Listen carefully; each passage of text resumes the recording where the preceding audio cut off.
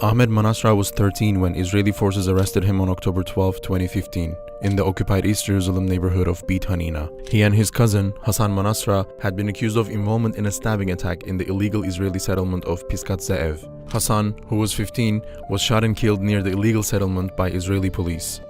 Ahmed, who had not carried out the attack and was unarmed, was chased by illegal settlers, struck by a vehicle, and severely beaten while lying injured on the ground. When Israeli forces got to him, Ahmed was bleeding and surrounded by settlers yelling inciting slurs and insults at him. Despite his visible injuries and young age, his captors denied Ahmed immediate medical care. After he was finally brought to a hospital, he was briefly treated and swiftly transferred to an Israeli interrogation facility. He was interrogated without the presence of a lawyer or guardian, in direct violation of international standards on the treatment of children. Interrogation footage released subsequently showed Israeli officers shouting at him, while he cried and repeatedly stated that he could not remember the incident. In 2016, an Israeli court convicted Ahmed of attempted murder under Israeli terrorism laws, sentencing him to 12 years in prison, a term that was later reduced to 9.5 years. Despite forensic evidence confirming that Ahmed had not carried out the stabbings, the court upheld the sentence based on his presence at the scene. Ahmed was placed in Israeli juvenile detention and later in adult prisons, where over time his mental health began to deteriorate. He was diagnosed with schizophrenia, psychotic delusions, and severe depression.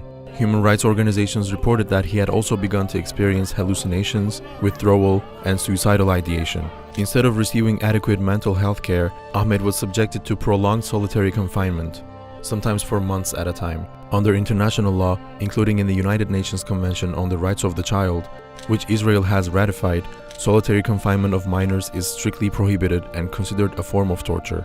In November 2021, Ahmed's condition further deteriorated, and he was transferred to Ayalon Prison Hospital in Ramla, Israel.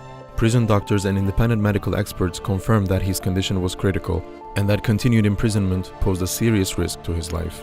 Ahmed's legal team submitted multiple appeals for his early release, supported by medical reports and international legal standards. Israeli courts denied these requests, continuing to justify his imprisonment under counterterrorism legislation. In June 2022, a group of UN human rights experts issued a statement condemning Ahmed's treatment, describing it as the institutionalized and systematic ill-treatment of Palestinian children. Amnesty International and Doctors for Human Rights Israel also called for his immediate release, stating that his detention amounted to cruel, inhuman, and degrading treatment.